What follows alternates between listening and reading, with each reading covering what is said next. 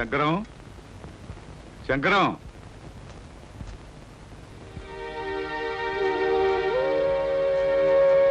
అమ్మా సీత స్టవ్ మీద వేడి నీళ్ళు ఉన్నాయి దించేయి. అలాగే అత్తయ్య.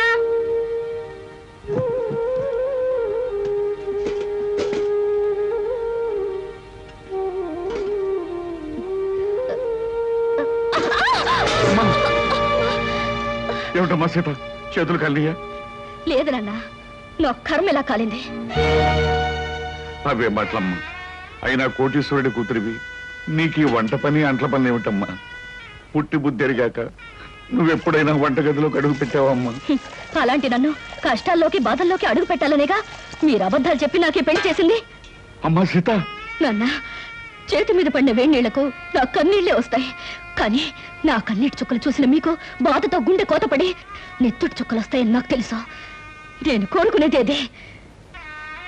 అమ్మా సీత, ఓ మంచి మనిషితో నీ పెళ్లి జరగాలని నేను తాపత్రయపడ్డానే తప్ప నువ్వో పని మనిషిలాగా అలవాటు లేని అడ్డమైన పనులు చేయాలని నేను కోరుకోలేదమ్మా. 2000 జీతంతో 6 మంది ఉన్న కుటుంబాన్ని పోషించే ఒక మధ్యతరగతి మనిషి ఇల్లాలు అన్ని పనులు చేసే తీరాలన్నా. ఇది నువ్వు కన్నబిడ్డకు చేసిన మహోపకారం. పార్వతి, పవిత్రమైన కళ్యాణి రాగం లాంటి వార్త తీసుకొచ్చానే. ఎక్కడ? అరే బావగారా, ఎంతసేపు అయింది వచ్చి? ఇదేమిటి ఇక్కడ నిలబడ్డారు? రండి కూర్చుందాం. రండి రండి కూర్చోండి. నమస్కారం అండి. నమస్కారం. బావగారు పళ్ళు తీసుకొచ్చారు. అన్నీ మీ అమ్మాయికేనా, మరి మాకేమైనా ఉన్నాయా? నీకే బావగారు. పొద్దున్నే గుమ్మం తగిలి పడిపోయారని తెలిసింది. పలకరించి వెళ్దామని వస్తూ పళ్ళు తీసుకొచ్చాను. నానోయ్, గుమ్మం తగిలి పడితేనే బుట్టడు పళ్ళు పట్టుకొచ్చారు. ఇంటి మించి పడ్డావంటే లారీ నిండా పంపిస్తారేమో. ఒకసారి ట్రై చేయకూడదు. రే, లారీ పళ్ళ కోసం నేను ఇల్లెక్కి కిందకు దూకాలంట. మొహం మీద కొట్టానంటే ముఖారు రాగంలో మొత్తుగా ఎడుస్తావా? నమస్కారం అన్నయ్య గారు. నమస్కారం అమ్మా. ఇదేనా రావటం? ఇంత ముందే వచ్చానమ్మా. కాఫీ తీసుకొస్తా. వద్దమ్మా, మీతో ఒక విషయం చెబుదామని వచ్చాను. గాంధీనగర్ లో నాకు ఒక ఇల్లు ఉందమ్మా. అది నౌకర్లు చాకర్లతో అన్ని సదుపాయాలు గల ఇల్లు. ఊరికినే పడాడటం ఎందుకు, మీరందరూ కలిసి దాంట్లో మారితే బాగుంటుంది అని అనిపించిందమ్మా. ఏమిటి, నౌకర్లు చాకర్లు అన్ని సదుపాయాలు ఉన్న ఇల్లా? ఛాయరాయ కీర్తన లాంటి శుభవార్తని కాస్త ముందెందుకు చెప్పలేదు బావగారు? రేపే ఇంటికి మార్చేద్దాం. అవునా? చక్కగా ఓ గదిలో నువ్వు తలుపులు మూసుకుని సంగీతం పాడుకోవచ్చు. మరో గదిలో గదుల మాట ఎలా ఉన్నా నౌకర్లు సౌకర్యాలు ఉంటే సీతకు నాకు పనులు తప్పుతాయి. తప్పకుండా మారిపోతాం అన్నయ్య గారు. వద్దత్తయ్య గారు, మా నాన్నగారు అభిమానంతో చెప్పొచ్చు కానీ మనం అక్కడికి వెళ్ళడం చిన్నతనం అనుకుంటున్నావు తల్లి. అభ్యాదేం లేదమ్మా. అద్దెళ్లలో దిక్కుమాలు చావు చస్తూ 6 రాగంలో ఏడుస్తూ బతికే కన్నా హాయిగా మన ఇంట్లో ఉండడం మంచిదమ్మా. అది కదా మావయ్య గారు, అక్కడికి వెళ్ళడం వల్ల ఒక నష్టం ఉంది. ఏమిటది? మా వంశంలో ఆడపిల్లలు కన్నవారిచిన కొంపలో కాపురం పెడితే ఆ అమ్మాయి తాలూకు మావగారికి ప్రాణగండమట. అమ్మో నాకే. ఇంతకు ముందు ఒకరిద్దరు అలాగే పోయారు కాదు నాన్న? ఏమిటి బావగారు, మీకు ఈ విషయం ముందే తెలుసా? సంగీతంతో నేను చిత్రహింసలు పెడుతున్నానని మా వధ ఉంటున్న మాటలు మీరు నమ్మేసి నా ప్రాణాలు తీసేద్దాం అనుకున్నారు అన్నమాట. నువ్వు పోతే మీ అందరూ ఎంత చక్కగా హాయిగా బంగ్లాలో ఉండొచ్చు. మా గురించి ప్రాణత్యాగం చేయనన్నా. త్యాగం చేయడానికి ఇది ప్రాణం అనుకున్నావా, పంచాలు ఉంగి అనుకున్నావా? మామిడి పండుతో కొట్టానంటే మలై మారుతరాగంలో ఎడుస్తావు వేధవా. బావగారు, మీ అమ్మాయి ఏ ఏ పనులు చేస్తే నా ప్రాణానికి గండ వస్తుందో ఒక లిస్టు వేసి ఇవ్వండి. అవి చేయకుండా నేను జాగ్రత్త పడతాను. నాన్న, అభిమానంతో మీరు చేయబోయిన సహాయాన్ని వద్దన్నందుకు నన్ను మన్నించండి. నా నుదుటినిలా రాసిపెట్టినందుకు మేమంతా ఇక్కడే ఇలాగే ఉండాలి. కృష్ణ, అందరూ నిన్ను అదృష్టవంతుడు అని పొగుడుతున్నా, కానీ నీ మనసులో అగ్నిపర్వతం మండుతోందని నాకు తెలుసు. అమ్మాయి పంతం పట్టుదల చూస్తుంటే నువ్వు పెళ్లి వద్దు వద్దని చెప్తున్న అమ్మాయి నీకు ఇచ్చి పెళ్లి చేసి పొరపాటు చేశానేమో అనిపిస్తోంది. మావయ్య, జీవితంలో ఛాలెంజ్ని ఎదుర్కోవడం నాకు చిన్నప్పటి నుంచి అలవాటైన ముందే చెప్పాను. సీతను తప్పకుండా మార్చి నా మనిషిగా, మామూలు మనిషిగా చేస్తాను. మీరేం బాధపడకండి.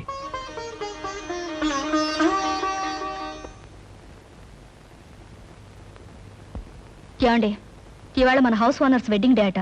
సాయంకాలం పార్టీకి పిలిచారు. పెళ్లి రోజులు అనేవి ప్రతి జంటకి వస్తుంటాయి. కాకపోతే కొంతమందికి సంతోషమైన రోజు, మరి కొంతమందికి విచారమైన రోజు. సాయంత్రం పార్టీకి వెళ్ళినప్పుడు వాళ్ళకి బహుమతి ఇవ్వాలి. ఈ 500 తీసుకెళ్ళి ఏదైనా కొనుక్కురండి. ఈ నెల ఇంటి ఖర్చులో ఇదొక ఎక్స్ట్రా అన్నమాట.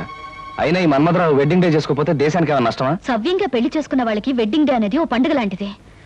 4 గంటలకల్లా పార్టీకి వెళ్ళాలి. ఏదో ఒకటి తీసుకురండి.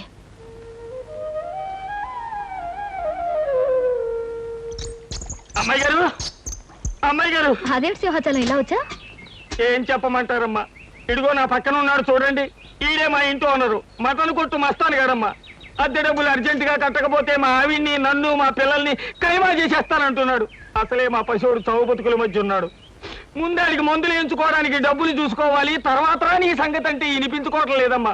అదేమిటయ్యా వస్తాను, అవతల పిల్లాడి ప్రాణం మీదకి వచ్చిందంటే వినకుండా ఏమిటంత మాటలు? మాటలు కాదు అమ్మా, ఖచ్చితంగా వీడిని ఖాళీ చెయ్యి, ఖైమా కొట్టి వీడిని కొంప ఖాళీ చేయించేస్తాను. అమ్మా, వీడికి నచ్చ చెప్పడానికి చూసి ప్రయోజనం లేదు తల్లి. ఇప్పటికే వీడి మనుషులు సామానంతా బయట పారేసి చిందులు దొక్కేస్తూ ఉంటారు. నా పెళ్ళం బిడ్డను ఒళ్ళో పెట్టుకుని చావు బతుకుల మధ్య ఉన్నాడు అని ఏడుస్తూ ఉంటుంది. ఏం చెప్పినా వినకపోవడం వీడికి పుట్టుకతో వచ్చిన గుణం అమ్మా. డబ్బులు ఇవ్వడం తప్ప మరో దారి లేదు తల్లి, మరో దారి లేదు. నువ్వంత బాధపడకు సింహాచలం. అతను అంత మనసు లేకుండా దుర్మార్గంగా మాట్లాడుతుంటే మనసున్న మనిషి ఎవరు చూస్తూ ఊరుకోలేరు. నీకెంత కావాలి? ఒక 500 అయితే మందుకి అద్దెకి. అయితే ఉండు, తెస్తాను. ఏమే ఎలా ఉంది మన యాక్టింగ్? బ్రహ్మాండంగా ఉంది. నువ్వు తాగినంత పోయిస్తా గానీ ఆ కోపం చూపులు అలాగే ఉంచు. మీసం తిప్పు, లేకపోతే అమ్మాయి గారు కనిపెట్టేస్తారు. అచ్చా, ఇదిగో సింహాచలం 500. ఇతనికి ఇవ్వాల్సింది ఇచ్చి మీ అబ్బాయికి వైద్యం చేయించు. అమ్మా, వయసులో చిన్నదానివైనా నీ కాళ్ళకి దండం పెడతాను. పదరా దరిద్రుడా, లెక్క చూసి నీ డబ్బు నీ మొహాన్ని కొడతాను. వస్తానమ్మా. బాబు, అసలు పసివాడికి ఒళ్ళు బాగుండగా ఏడుతున్నాను. ఇప్పుడు అద్దె పేరు చెప్పి సామాన్లన్నీ బయట పడేసి అన్యాయం అయిపోతాను బాబు. నోరు మీవే. నాకు అద్దె డబ్బులు ఎగ్గొట్టి మీ ఆయన సొమ్ములన్నీ సీసాలు తగలేస్తుంటే నేను నోరు మూసుకుంటావాలా? ఈ ఒక్కరోజు గడివే ఉండి బాబు, రేపు మీ డబ్బులు మీకు ఇచ్చేస్తాను. అదేం కుదరదు, ఇప్పుడే ఇచ్చి తీరాలి. కృష్ణబాబు, కృష్ణబాబు, ఏమిటి మంగమ్మ, ఏం జరిగింది? 3 నెలలు అద్దె బకాయి పడిందని ఇంట్లో సామానంతా ఈదులో పడేస్తానండి పెద్ద మనిషి. 3 రోజులుగా బిడ్డ ఒళ్ళు అగ్గిలా కాలిపోతున్నా ఆసుపత్రికి తీసుకెళ్ళడానికి కూడా డబ్బులు లేక బాధపడుతున్న దాన్ని ఇప్పుడు ఈ అద్దె డబ్బులు ఎక్కడి నుంచి తెచ్చేయగలను బాబు? అవును, సింహాచలం ఏమయ్యాడు?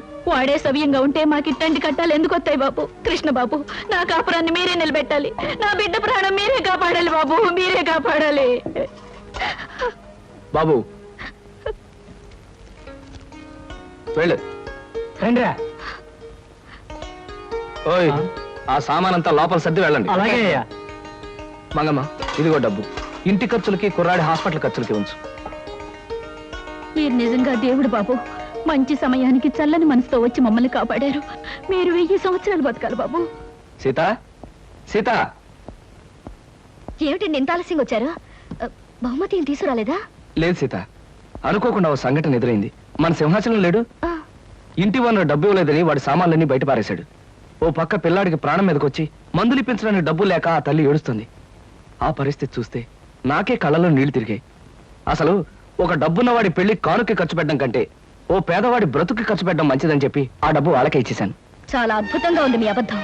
ఏమిటి సీత, ఏమిటి నువ్వు అనేది? ఏమీ తెలియనట్టు నటించాలని చూడకండి. నాకంతా తెలుసు. పొద్దున్నే సింహాచలం వచ్చి నా దగ్గర పరిస్థితి అంతా చెప్పి 500 తీసుకెళ్లాడు. ఆ విషయం తెలియక తమరు తెలివిగా అబద్ధం ఆడాలని చూశారు. అదిగా సీత, నేను చెప్పేది. చెప్పడానికి ఏముంది? అబద్ధం మీద అబద్ధం తప్ప. మన పెళ్లి జరిగాక మీరు మారారనుకున్నాను, కానీ ఇప్పుడు అర్థమైంది మీరు మారలేరని. అది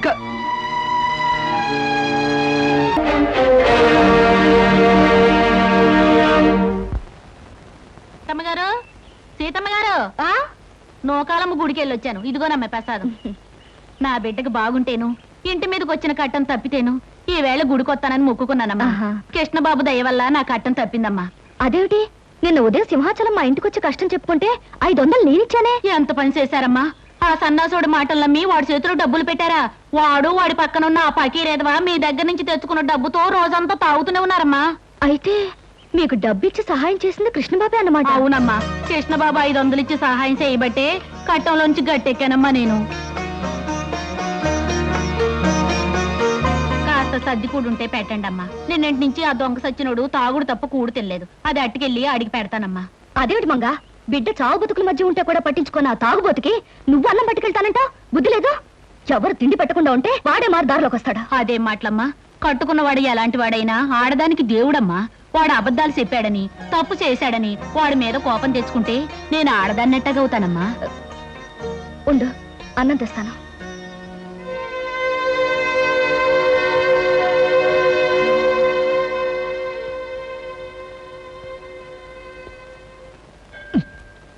తీసుకో లక్ష్మి. ప్రతి శుక్రవారం సినిమా రిలీజ్ లాగా నువ్వు గుడి వంగతో రావటం, మన ఇద్దరం కలుసుకోవడం, నేను కొబ్బరికాయ ముక్క ఇలా తింటాం నాకు చాలా నచ్చిన ప్రోగ్రామ్ అనుకో. ఎంతకాలం ఇలా గుళ్ళోను బళ్ళోను కలుసుకోవడం, తొందరగా పెళ్లి చేసుకుంటే పోతుందిగా. నువ్వు చెప్పింది కరెక్టే అనుకో, కానీ చూడు హిట్ ఫిల్మ్ లా మన ఇద్దరం గాఢంగా ప్రేమించుకుంటున్నాం. జాక్ పాట్ సూపర్ హిట్ లా మన ఇద్దరం పెళ్లి చేసుకుంటాం. కాకపోతే ఫ్లాప్ సినిమాలా నాకు ఉద్యోగం సద్యోగం లేకుండా పెళ్లి అని నోరెత్తాననుకో, మా అమ్మ, మా నాన్న, మా అన్నయ్య, మా వదిన నలుగురు నా మీద పడి యుద్ధం చేస్తారమని కాస్త భయంగా ఉంది. నేను ఉద్యోగం చేస్తున్నానుగా బాబ్జీ, నేను సంపాదిస్తాను. మన ఖర్చులకి నా జీతం సరిపోతుందిగా. నువ్వు చెప్పిన పద్ధతిలో యావరేజ్ సినిమాలా బాగానే ఉంది. సరే, మంచి రోజు చూసి మా అమ్మ నాన్నలకి ఈ విషయం రిలీజ్ చేస్తాను.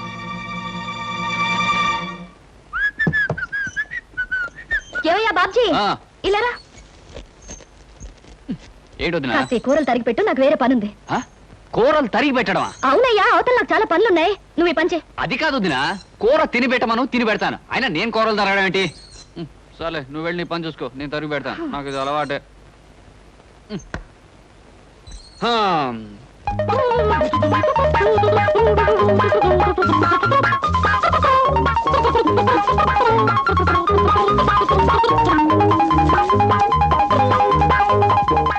అమ్మయ్యా, వదినా వదినా, ఈ పని అయిపోయింది. ఇదిగోనయ్యా బాబ్జీ, ఆరిన బట్టలు తీసుకొచ్చాను, చక్కగా మడతపెట్టు. ఇదేమిటి వాడు ఇన్ని పనులు పురమాయిస్తోంది? పొద్దున్న లేస్తూ ఎవరి మొహం చూశానో ఏమిటో. కానీ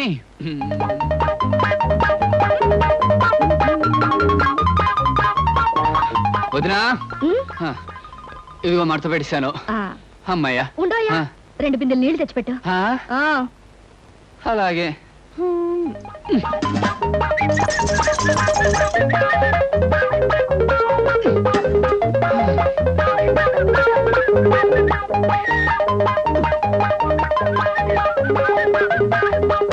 అమ్మయ్యా,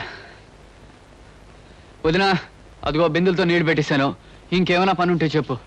అయిపోయిందని వెళ్ళడం ఆపి నువ్వు చెప్పడం ఎందుకు? అన్ని పనులు చాలా చక్కగా చేసావు, వెరీ గుడ్. నువ్వు ఒక మంచి హౌస్ హస్బెండ్ గా అవుతావు. హౌస్ హస్బెండా? అదేమిటి? ఇంటి పట్టు నుండి పని చేసుకునే ఇల్లాల్ని హౌస్ వైఫ్ అంటారు. అలాగే ఇంటి దగ్గర ఉండి పని చేసుకునే మగవాణ్ణి హౌస్ హస్బెండ్ అంటారు. ఏమిటో నువ్వు చెప్పేది నాకేం అర్థం కావట్లేదు. ఇంకా అర్థం కాలేదా? నువ్వు ప్రేమించి పెళ్లాడాలనుకున్న అమ్మాయి ఉద్యోగం చేస్తుంది. నువ్వు ఉద్యోగం సద్యోగం లేకుండా ఊరమ్మటి పడి తిరుగుతున్నావు. రేపు పెళ్ళయ్యాక ఇంటి దగ్గర ఉండి పని చేయొచ్చు. ఎందుకంత కోపం? ఉద్యోగం పురుష లక్షణం అంటారు. ఆ లక్షణాలేని నీలాంటి వాడిని ఏమంటారో నాకు తెలియదు. మగవాడన్నాక కష్టపడి 1 రూపాయన్నా సంపాదించాలయ్యా, లేకపోతే ఆడదానికి లోకు అవుతాడా, గుర్తుంచుకో.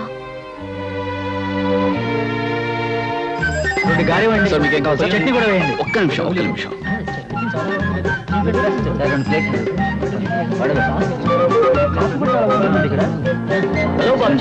హలో కుమార్, ఏమిటో మొబైల్ క్యాంటీన్ రన్ చేస్తున్నావు? ఒరే, మనిషి అన్నవాడు తప్పు నేరం చేయకుండా ఏ పని చేసినా మంచిదేరా. నీకేం కావాలో చెప్పు, ఫ్రీగా ఇస్తాను. సార్ మీకు 10 పైసలు కదా. ఇవ్వండి. అక్కడ చట్నీ కూడా వేయండి.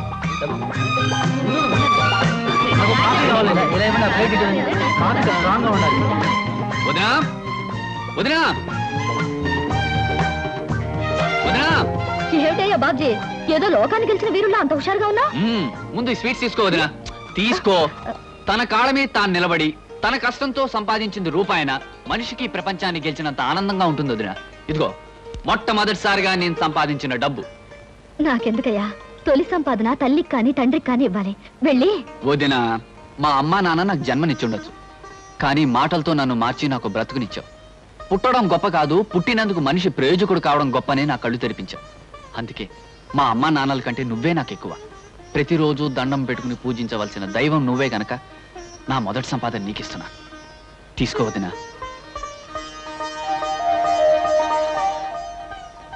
మీ అమ్మా నాన్నల కంటే నన్ను ఎక్కువ అంటున్నావు అంటే నీ పెళ్లి బాధ్యత నా మీద వేసుకోవడం తప్పదంటావు, అంతేనా? ప్రయోజకుడు అయ్యావు, ఇక పెళ్లి చేసుకోవడంలో తప్పులేదు. మీ అన్నయ్య మీ అమ్మా నాన్నలతో త్వరలో మాట్లాడి నువ్వు కోరుకున్న అమ్మాయినిచ్చే పెళ్లి జరిపిస్తా, సరేనా? Thank you.